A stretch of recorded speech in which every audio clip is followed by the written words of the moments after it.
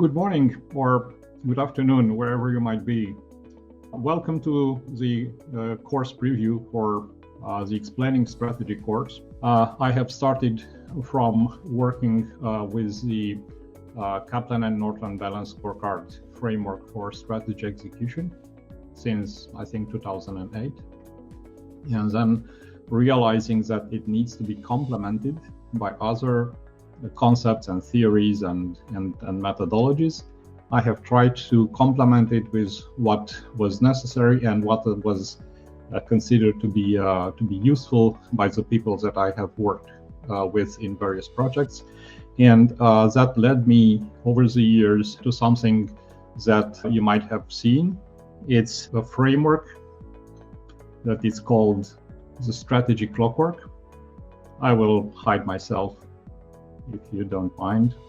It's something that unifies both strategy formulation and strategy execution with strategic planning included, and also being enhanced and being facilitated by a process related to experimentation, which is experimenting with product design, but experimenting with strategic choices at the same time. So this is something that tries to integrate various concepts and frameworks and methodologies, and at the same time it's trying to filter them and retain only what is logically integrated with each other, and creates a traceable set of steps that we are taking in order to go from formulation to execution and back.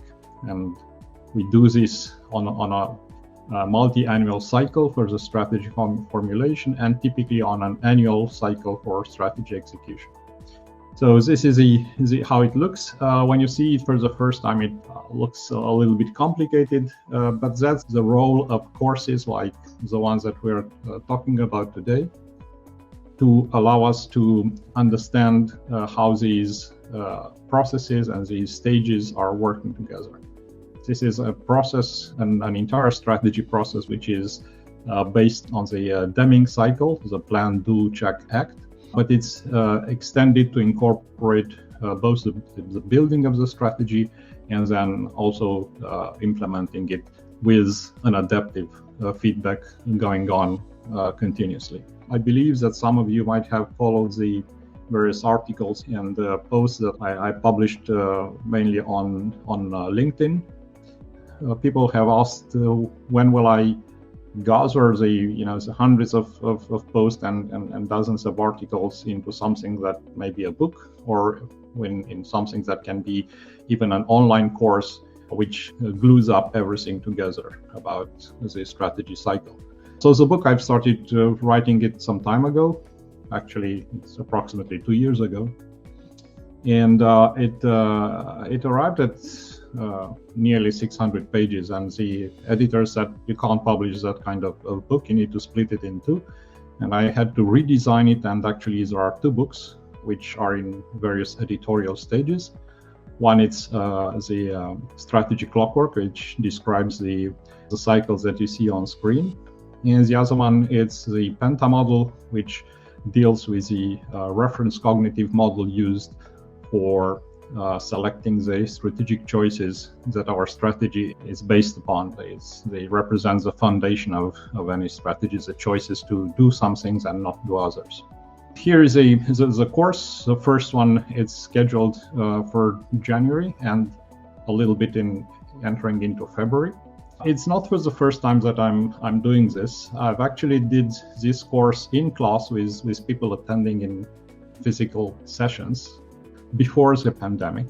I think there were something like 24, 25 sessions, around 450, 500 people who attended these courses, and they were delivered in local environment, in local language, and were initially based only on the Kaplan Norton Balanced Scorecard framework for strategy execution, and then extended little by little as experience has been gained through projects, mostly in small and medium enterprises and in smaller or medium companies. And as it feedback came back that everything is working or some things didn't work. And we worked over the years in order to reach to something that seems to be acceptable by real people in real companies. And this is represents the curricula, the content that we're using in the course that we are starting in online. It was the first time when I'm delivering a course online. Now, in order to include this as a subject for a course, obviously we had to divide it into several modules, and you can see in a short while on the screen the 4 modules that are part of the course, which are of course preceded by a kickoff session, which is necessary for preparing the people who attend the cohorts for being introduced to the structure of the course, the structure of the sessions, the combination of course and practice sessions. They are introduced to the software platforms that we're using in the practice sessions, where we work with a case study and we build step by step in a teamwork exercise the strategy model and then the strategic plan model, using a number of toolkits that are part of this software application, which is not a commercial product. It's something that has been adapted. It was developed some time ago and adapted to fit the requirements of supporting with an online platform the course that we're going to have in January. So this is a structure. We've divided the process in 4 parts. The first 2 are for strategy formulation. The third one is for the first part of the execution cycle. It's the strategic planning.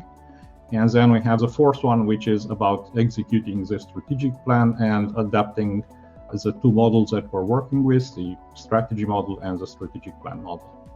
So this is how the course is structured. We will talk a little bit later about how it's organized in time, on weeks, on days, and the timing for the cohorts. But I think that the most important thing that would interest you about the course, it's about the framework that it's made available and it's used during the course, both as explanation and discussions about various stages, as well as using it in practical exercise. So let me go quickly through the 4 modules, and this allows us to discuss a little bit about what we do on the course session and what we do in the practice session. The first module is about strategy formulation, and more specifically it's about selecting the choices which represent the bread and butter of strategy formulation. The entire strategy circles around the choices that we make and that characterize the strategy and defines the destination of our strategy, how the business will look once the strategy has been implemented. And in order to be able to make those choices, we need to first look into the future as much as we can through a combination of trends that we are exploring in a structured analysis. And also we're looking at weak signals which anticipate future trends, but they seem to be something that it's promising to manifest in a certain way in the future. I would say deterministic kind of information that we have that allows us to extrapolate what is going on.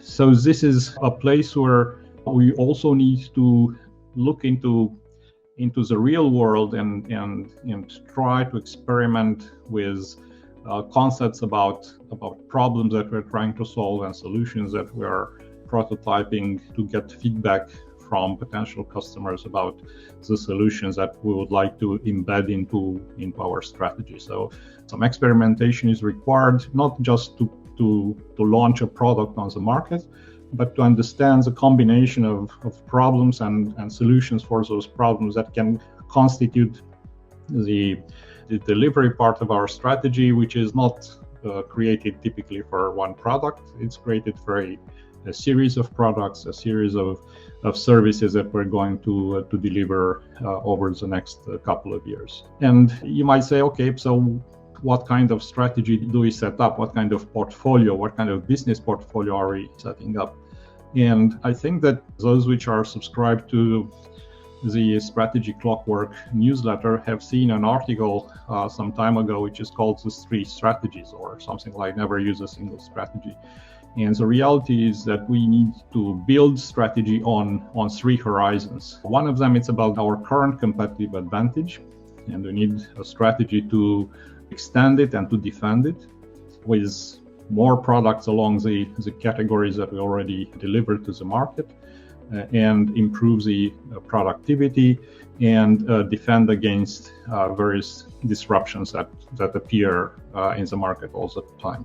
But at the same time, acknowledging the fact that the current competitive advantage won't last forever, we need also to have a strategy for a new competitive advantage based probably on new business lines or completely new product concepts and services, which will need to constitute the foundation of our business once the current competitive advantage won't be able to carry that task forward. And then we also need to explore something that is not about the next competitive advantage, but about the future ones. And we also need to incubate and experiment in order to be able to prepare, as Rita McGrath explained very nicely in one of her books, waves of competitive advantages which make our strategy dynamic. So when we create a strategy, we have a combination of things that we do about the current competitive advantage, some things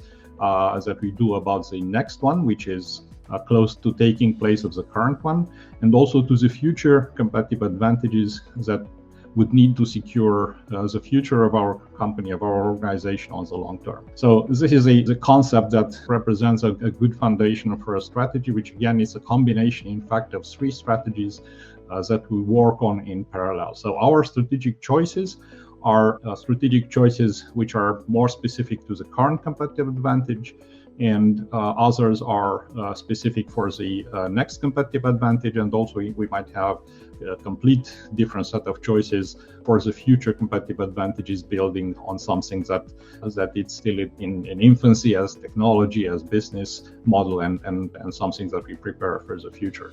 So this is how we work with strategic choices. We make it easier for us to make choices because we use a reference cognitive model. It's a Penta model, which started initially, if you remember, the port of generic strategies, cost leadership and differentiation, and maybe stuck in the middle, which evolved then, and some of you might remember the late Professor Arnoldo Hux from MIT School of Management, who created something called the Delta model, which adds more choices, more alternatives to the choices that we can use for our strategy. And this has been extended to something that it's called the Penta model, which also takes into consideration the fact that we need to consider choices of adopting a disruptive innovation model, or a blue ocean strategy model, or something related to capabilities driven strategy, or to resources based view. So we have for various strategy models specific choices that we can choose from, and even combine them at some extent. The Penta model, it's therefore some sort of catalog of choices, a palette of choices that we can pick from. They're not actually choices, they are categories of choices that allows us to customize how the choice will look like in the case of our business and our future business. And as you might know, there are 2 fundamental dimensions of strategy, starting from the market product fit concept. And we have a market, which in this case it's called problems to be solved. So this is one dimension of problems that we're trying to solve, like for instance jobs to be done of potential customers or existing customers. And then we have another dimension, which is those of solutions that we're trying to deliver in order to best solve the problems that we're addressing. So we have choices for one dimension, and we have choices on the other dimension. Again, these are catalogs of choices types, and therefore our analysis needs to tell us which of them are best positioned considering the trends and weak signals, and also the scenarios that we have to prepare in parallel with our strategy. And we need to understand which combination are providing us the best economic results over the strategic horizons that we are considering. And we create something which is called the strategic positioning mix. Typically, these are a combination of choices on the problems to solve dimension with choices on the solutions to deliver dimension. And of course, it's going to be interesting within the course because we're going to play with them, and especially in the practice session when we'll need to effectively create a strategic positioning. First of all, evaluate our current strategic positioning based on the information that we have that define our case study that we're working with in the practice sessions, and then to create a strategic positioning mix for the strategy, for the three strategies that we are developing. So it's going to be a very interesting exercise. Then we also have to consider at this stage, and again it's still part of the first module of the course, the scenarios that we can anticipate as plausible alternatives of the future.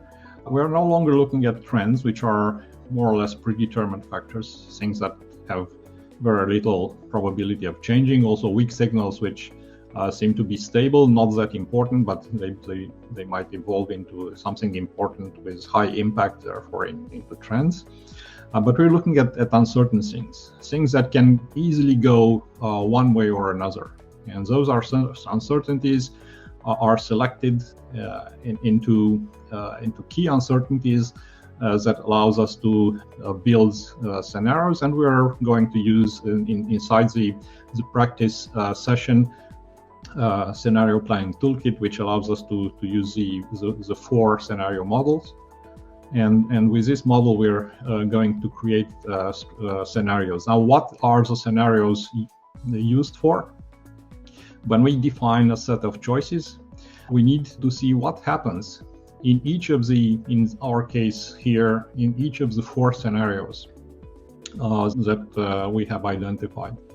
And if those choices produce good results in one scenario, but also may produce very bad results in other scenarios, then obviously it's something that we cannot consider as part of our strategy, and we need to redesign our choices in a way that will allow us to have at least acceptable results, irrespective of the scenarios that will prevail over the next couple of years during the strategic horizon of our strategy. So this is something that we do as part of the first module of the course, and then we go into something which becomes a little more tangible.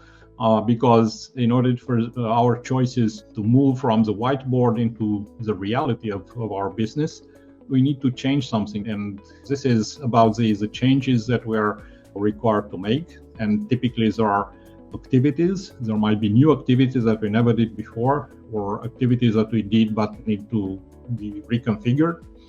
Those activities are required in order to put in practice the choices that we have made.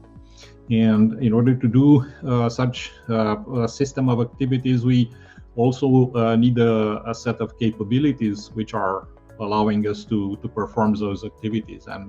And this is a second component which is very tangible in terms of strategy. And once we defined the required activities and capabilities, we need to see which of them is something that we already do, or something capabilities that we already have, and focus on those which are missing.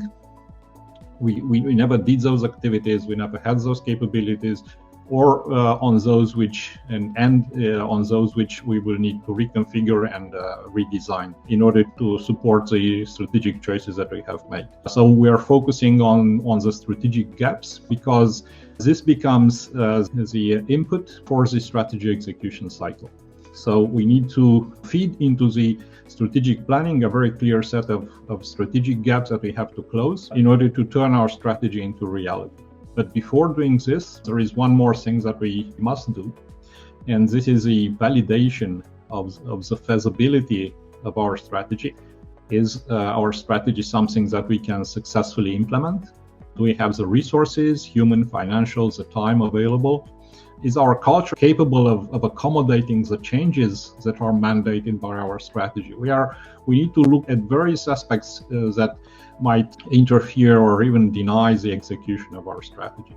And if we identify these roadblocks, then obviously we need to go back and choose other choices and other positioning and other activities and capabilities in order to reach by maybe multiple iterations to some strategy which is feasible that we can implement. But there is another thing that we can take into consideration, which is the viability of the resulting business model. So we need to understand, okay, we have implemented our strategy, how would our business look like? And then we have to understand if that is something viable, we will be able to survive in the new shape and form of our business, or it's something that it's unsustainable from financial or from other points of view. And therefore, again, if the result is not positive, go back and redesign our strategy until we reach something that is feasible, we can implement, and also results in a business model that we have good probability of surviving and producing the results that we are aiming to get through our strategy. So that's the second module of our course. And again, we have a number of toolkits that allows us to play with the activities, with the capabilities, and also to perform the validation, the two validations that I've mentioned. Once we do that, we move to the third module of the course, which is about the strategic planning. And this is where we enter the realms of Kaplan and Norton balanced scorecard framework for strategy execution. It is slightly improved and adapted based on the practice experience that has been gathered by a variety of consultants and also by myself. And we are discussing in this module about the aggregation of the strategic gaps that we received from the strategy formulation process into strategic objectives. This is what some people call the missing link between strategy formulation and strategy execution, being able to assemble the strategic gaps into strategic objectives. There is also a very technical and practical reason why we do this, because in real implementation, we might get a variety of strategic gaps about infrastructure that is missing, about competencies that we don't have, about processes that needs to be developed, and they tend to be in the range of probably 100 or more of strategic gaps that we would need to close over the several years of the strategic horizon. And it's very difficult to work with this kind of number of things. It's very difficult to focus. And therefore, we are identifying clusters of gaps and that are convergent in one category or another. And we assemble them in something between 15 to 25 strategic objectives, which allow us to focus better. And the proof of thousands and thousands of balanced scorecard implementations based on the Kaplan and Norton framework show us that this is the best practice in terms of building a strategic plan using this model. And then for our strategic objectives, we identify the strategic initiatives, which are projects that are going to allow us to achieve the objectives by closing the gaps that have been used for creating the strategic objectives. And also we put in place a system of measurement, which is not necessarily measuring processes per se, but actually it's used for validating the assumptions and the hypotheses that we have used. And we had to use assumptions and hypotheses at each step of the way when building the model, about the choices, about the strategic scenarios, about the implementation of the results from experimentation, about the capabilities required, about the analysis of the gaps, about the cause-effect relationship between the strategic objectives, about the capabilities of initiatives to accomplish the strategic objectives and close the gaps.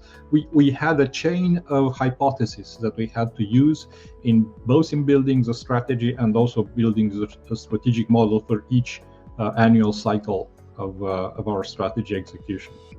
So the KPIs on the scorecards are actually helping us identify If all the hypotheses have been correct and valid that we have used in our models, ideally we should have everything like in the green color.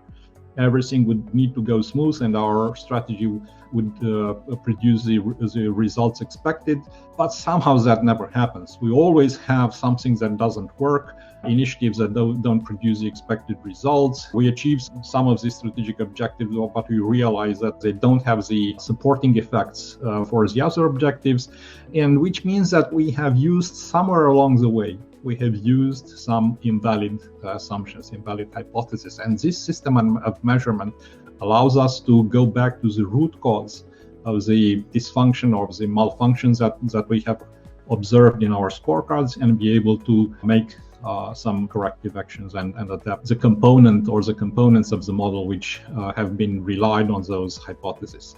But once we create the strategic plan for the organization, we also need to bring it down to where it is executed, and it is executed at departmental level in the teams of the organization, and it's executed at individual level as the people which need to participate in the projects that represent strategic initiatives, and also people who need to support the changes which are mandated by our strategy and which are part of our strategic plan.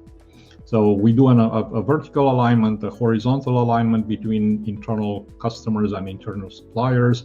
We do the individual alignment and also look at external parties because they can influence the objectives that we set up for our strategic plan. Once that is done, we can start implementing the plan. We start executing the initiatives. Of course, in the meantime, we have also looked at risk events and at elements that constitute fragility for our business and which might deviate or even deny the results that we want to accomplish. And we need to prepare some mitigation initiatives which we need to have ready and implement if our risk scorecard or the resilience scorecard shows us that we need to protect our objectives from this type of risk or fragility threats along the execution of the strategic plan. But before we do that, we also need to understand that strategy is not executed in parallel with the operation. It's actually they go hand in hand. And for instance, the changes that we're going to produce is going to affect the revenue or the costs. And therefore, we have to synchronize our strategy with the budget. We also need to synchronize it with the operational plans of sales, of marketing, of production, logistics, with the readiness plans of HR and IT and infrastructure. And everything needs to be aware of what changes are planned to be produced by our strategy along the next year and along the future years in order to be able to make the necessary adjustments inside the operational plans that guide our operations. So once we did that, we can pass to the next set of stages in the strategy cycle and also to the fourth module of our course, which is about executing the strategic plan and also about identifying the invalid hypotheses, the invalid assumptions that we have used, which require us to modify the strategy, to modify the strategic plan, to adapt them according either to external factors, which are typically monitored through an early warning system, or to hypotheses that are proven to be invalid by looking at the results, at the scorecards that show us what's happening while we'll roll out the strategic initiatives or while we implement our strategy.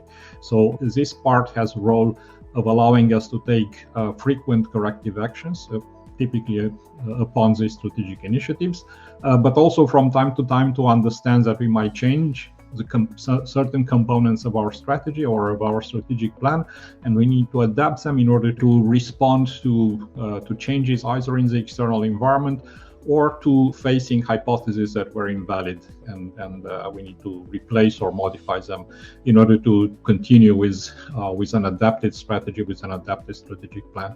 So this is a part that allows us to close the loop on strategy formulation and strategy execution. In each of these modules on the practice part on the software platform, we have a number of toolkits that allows us to use inputs and generate outputs and have a logic inside each toolkit that allows us to build little by little the strategic models and then to execute them. So this is the architecture of the course with the details about what we're going to study and play with during the practice sessions.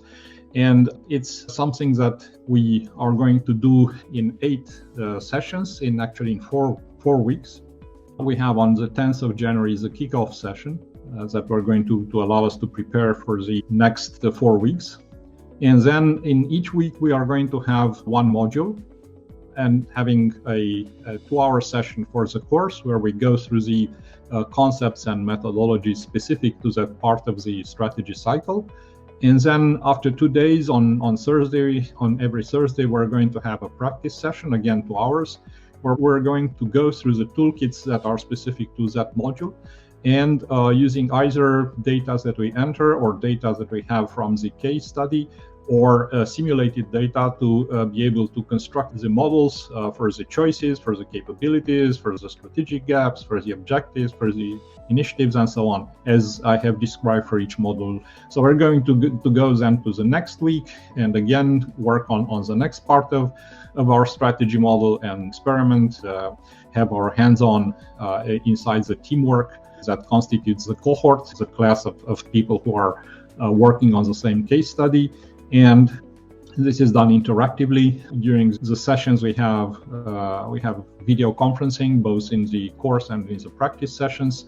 And we're going to work as a team to take decisions, to vote for decisions in order to build the model and the components that we're required to develop. So we do this in these 4 weeks. When the 4th week is finished, we have two complete models for strategy and for the strategic plan for the first annual cycle. And we have also some simulations of how we apply corrective actions and identify invalid hypotheses that would require us to change some of the components of the models that we have developed. So this is how the course is structured. It's not an easy course. It's rather, how should I say, technically challenging and intellectually challenging. So those who want to join the course, to enroll, prepare for demanding experience, but it's something that might help you learn some new things. I'm sure that all of you have interacted with strategy processes so far, but this course allows you to complement some of the things that you did or present you with a different perspectives that might be eventually better than the ones that you have used before, and adopt into your methodology the parts, the components, and the logic that is part of this integrative framework. The strategy clockwork is not something that I have invented. I actually haven't invented anything. I just assembled together the frameworks and the concepts and the methodologies that exist in various places of the strategy realms, and try to put them in a very logical structure that allows us to follow a deterministic process and allows us to clearly define the strategy and the strategic plan and then execute it. So this is what we're going to do in the course in January. And we are doing this on using 3 cohorts, 3 teams, which are specifically set for each time zone and region. So we have one for the Asia Pacific with people from India and from Australia and from Japan and from other countries in the region. Then we have a second cohort for the Europe, Middle East, and Africa. They are scheduled at time during the day, which is relatively comfortable to the people in that region, depending on the time zone where they are, allowing them to attend the sessions typically within business hours. The third cohort is for you, most of those who are attending the current session, because again, it's for times that span the areas from the Pacific coast to the Atlantic coast for all countries, allowing you to attend the course sessions at comfortable times. Of course, this is not mandatory. For instance, I have at least one person in Europe who said, I prefer some sessions in the evening. Therefore, can I join the Americas cohort? Of course, that's very possible as long as there are still seats available. Right, the cohort B for EMEA, it's roughly half full because we have classes that can't exceed 20 people in each cohort. And the cohort C and A are a little bit behind, but there are people who are enrolling already. And there is a certain financial benefit for the enrollment before December 1st. There is a 30% discount. We have a new course website, which has been substituted so far by the registration and enrollment pages on the learning platforms that we're using. It's called disco.co. And we have descriptions there for the curricula, for the structure of the course, for the cohorts. And now we have gathered everything in a single site. It has the links to the registration and to the enrollment in your cohort or in other cohort if you want to pick different times for attending the course. So this is a registration page where you can use a discount code and get a better price for the enrollment fee. So thank you very much for your time, and have a nice afternoon or evening.